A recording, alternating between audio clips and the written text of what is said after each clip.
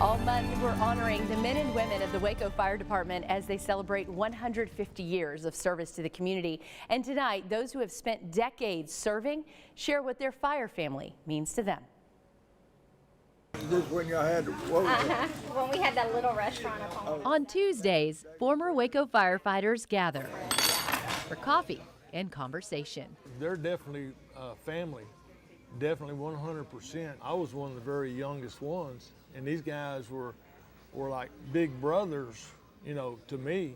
And you watch them and you learn from them, and you just got to be just really good friends. They've seen the city change and the department. We went to work December the 1st, 1962. When you had a 4-man crew or a 5-man crew, y'all were a family. We were a family. Very close friendships. A lot of things are improved about the fire service.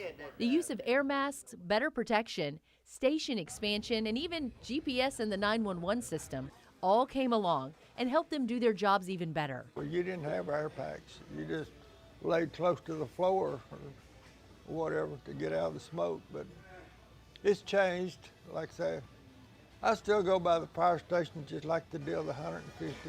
It's just unreal how the fire trucks have gotten bigger, more to it and everything. Retired Captain James Baker saw an ad in the newspaper and answered the call. You know, when I think about the fire department, obviously, I'm very grateful. I'm very grateful that Chief Summy, you know, and for the people that were ahead of us that worked to make this job better and still work today to make this job better. Former Battalion Chief Don Yeager says sometimes a firefighter's toughest day is the day they retire. For me, and I know a lot of other guys, it's in your blood, it's a passion. I'll have to tell you down the road if it ever goes away. I can tell you right now, not for me, and it hasn't since, you know, as a child. Even with improved technology, training and instincts can save lives. My gut feeling has saved me more than once. So like I say, you still have to use common sense and those gut feelings and stuff that a lot of the older firemen back in the day taught me. Still, you know, makes sense today, even with the technology. Retired Assistant Chief David Walshleben served for 40 years. Just like your brothers, yeah. You have to depend on them. They have your back and you got their back. During his time, he experienced that firsthand. Back in October 17th, 1976, we was fighting a 2-story house fire. The gable gave way and knocked me off the ladder, and I fell about 20 feet.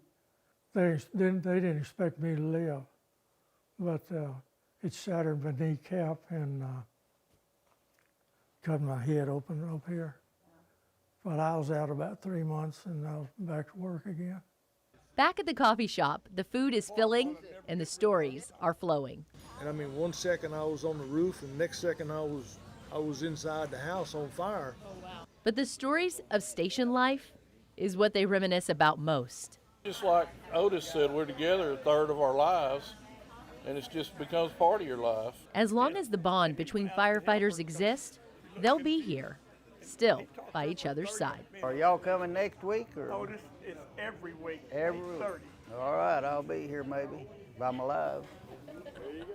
Love that group of guys. I think I might just stop by next Tuesday to say hello again. The guys have many more stories, of course, to share. This is all part of our 6 News special, Waco Fire, Portrait of Courage. It premieres May 24th on 6 News at 10 p.m. The full documentary will also stream on 6 Plus, available for free on Roku and Fire Stick.